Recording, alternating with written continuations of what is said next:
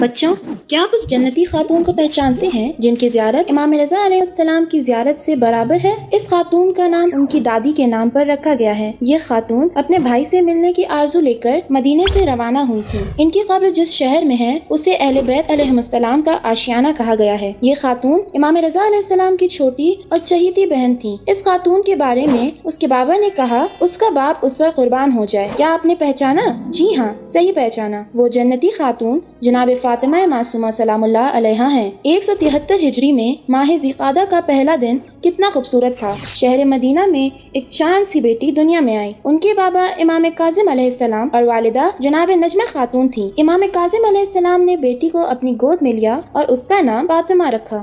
دائیں کان میں اذان دی اور بائیں کان میں اقامت کہی۔ حضرت فاطمہ سلام اللہ علیہا امام رضا علیہ السلام کی چھوٹی بہن تھی۔ امام رضا علیہ السلام اپنی بہن سے بہت محبت کرتے تھے۔ امام کاظم علیہ السلام کی شہادت کے بعد امام رضا علیہ السلام نے ایک باپ کی طرح اپنی بہن کی پرورش کی۔ امام رضا علیہ السلام نے ان کا لقب معصومہ رکھا۔ اسی وجہ سے ان کو فاطمہ معصومہ سلام اللہ علیہا کہتے ہیں۔ حضرت فاطمہ معصومہ سلام اللہ علیہا نے بچپنے میں اپنے بھائی امام رضا علیہ السلام سے بہت کچھ سیکھا۔ آپ مدینے کی عورتوں کو پڑھاتی تھیں اور ان کے سوالوں کے جواب دیتی تھیں۔ 201 ہجری میں ایک ایسی گھڑی آئی جب ظالم بادشاہ مامون نے حکم دیا کہ امام رضا علیہ السلام کو مدینے سے خراسان لایا جائے۔ اس وقت سب کا دل بیٹھ گیا، سب غمگین ہو گئے۔ حضرت فاطمہ معصومہ سلام اللہ علیہا بہت روئیں۔ انہوں نے 10 برس کی عمر میں اپنے بابا کو کھو دیا تھا۔ اپنے بھائی سے دوری کے غم نے ان کے غموں میں اور اضافہ کر دیا تھا۔ امام رضا علیہ السلام کو مدینہ چھوڑے ہوئے 1 سال گزر گیا تھا۔ جناب فاطمہ معصومہ سلام اللہ علیہا رات دن اپنے بھائی کو یاد کرتی تھی۔ آپ نے اپنے بھائی سے خراسان جا کر ملنے کا ارادہ کیا۔ قافلہ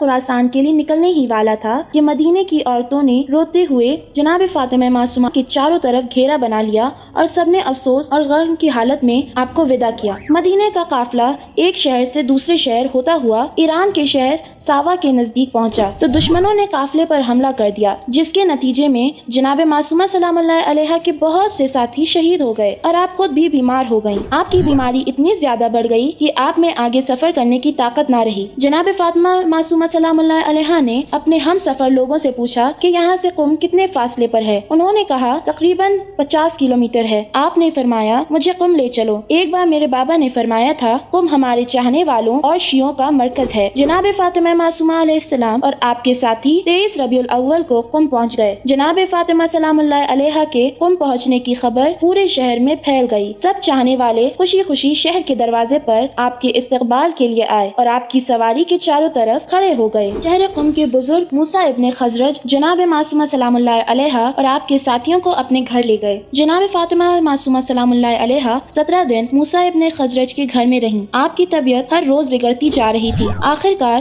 آپ بھائی سے ملاقات کی تمنا دل میں لیے ہوئے 10 ربیع الثانی کو اس دنیا سے رخصت ہو گئیں۔ کیا عجیب مشابہت ہے جناب فاطمہ سلام اللہ علیہا اور حضرت فاطمہ زہرا سلام اللہ علیہا میں کہ وہ بھی بھری جوانی میں شہید ہوئیں اور جناب معصومہ سلام اللہ علیہا بھی جوانی میں ہی اس دنیا سے گئیں۔ قم کے نہر کنارے موسیٰ ابن خزرج کا خوبصورت اور ہرا بھرا باغ تھا۔ انہوں نے حکم دیا کہ جناب فاطمہ معصومہ کو ان کے باغ میں دفن کریں۔ انہوں نے اپنا یہ باغ حضرت فاطمہ معصومہ کے مزار کے نام کر دیا۔